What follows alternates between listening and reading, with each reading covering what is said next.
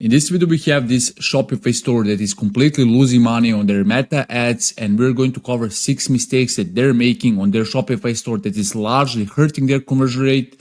And I'm going to review this store from the point of the perspective of the conversion rate optimization agency owner.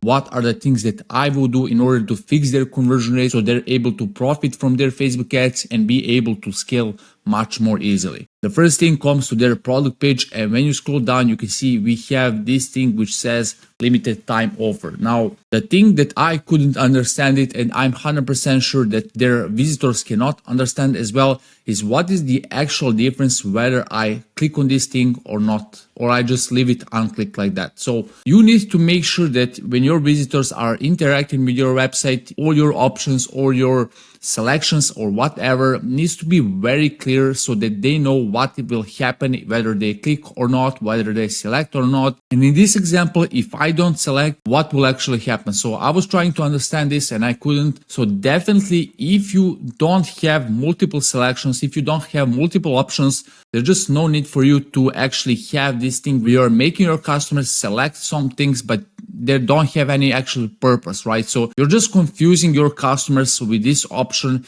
If you are going to provide them anyway with this free plan, with this free oil or whatever, just make sure that you state here somewhere below here and you don't have this selection because it's completely unnecessary. They're going to get that anyway, and it's not something that's adding a value on your website. Another thing is that it's just taking the real estate of your product page so you can see how much it takes here. You could add some better things here so that your visitors can actually see more important information rather than having the selection that's completely unnecessary and not doing anything.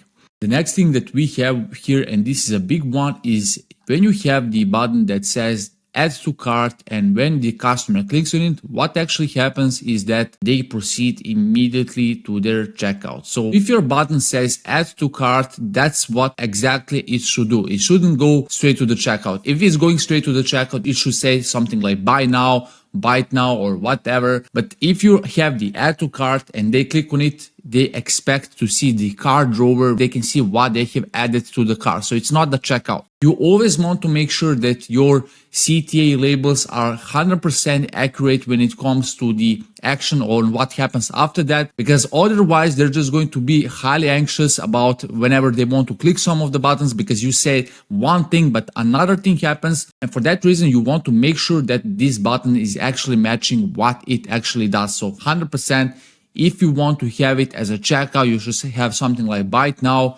And if you want to have added to the cart, then you want to have a cart drawer where they can see what they have added to the cart. Another thing that is hugely impacting your conversion rate is this here. So you have some reviews, but when I click on this thing, nothing really happens. And also when I scroll down, I don't see any of these reviews, which is a huge red flag. You cannot say that you have reviews, that you're well rated, but then when I scroll down, I don't see any of these reviews. I don't see these people actually what they're saying about this product, about the experience, would they recommend it, what they wouldn't recommend. And for that reason, this is largely limiting your conversion rate and therefore how your meta ads are performing. So no wonder you are unprofitable on them. Now, the next thing that we have here is a big one as well. When I go to the mega menu and I see the mega menu, this is just not very well optimized mega menu. And if you're looking at your customers, how are they behaving with your website, you will see that a lot of them are in this part of your website.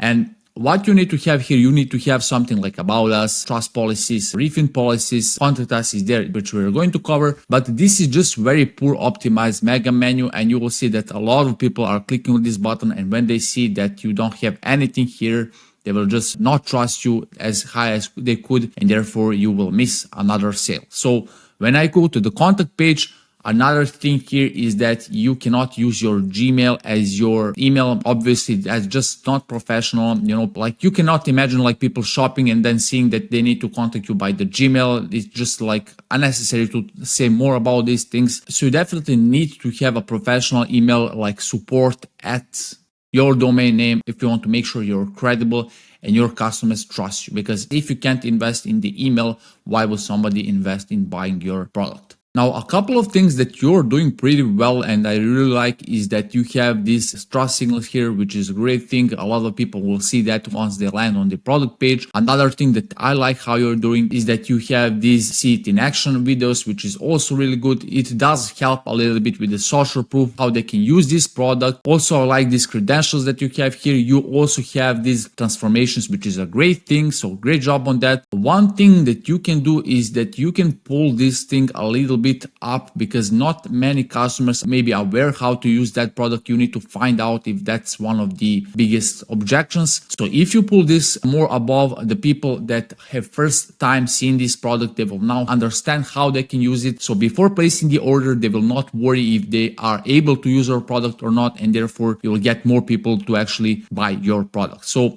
also very good thing that you have this FAQ, and this is really good. I assume that these are the questions that you most often get on your support tickets. And another thing is you might want to increase that discount, because 5% is really minor. Like if you have a product that is how much it is, it's $64, 5% of that is like how much, $3. Like nobody's really going to care about giving you their email to get the 5% off. You want to make sure that you maybe incentivize this a little bit further. You have some pop-up that is stating that thing and gathering that email, and therefore getting them into the welcome email sequence, which is going to just print you more money. That's it for this video, and if you like me to audit your store like this and to give you some ideas on what you can do right now to boost your conversion rate, to boost your meta ROAS and your profitability, just fulfill the form in the link in the description and I will give you a personalized audit for your case on how you can boost your bottom line. And if you like this video, you can check out this playlist in which I break down successful stores and what they're doing to boost their bottom line, so you can take these tips and apply to your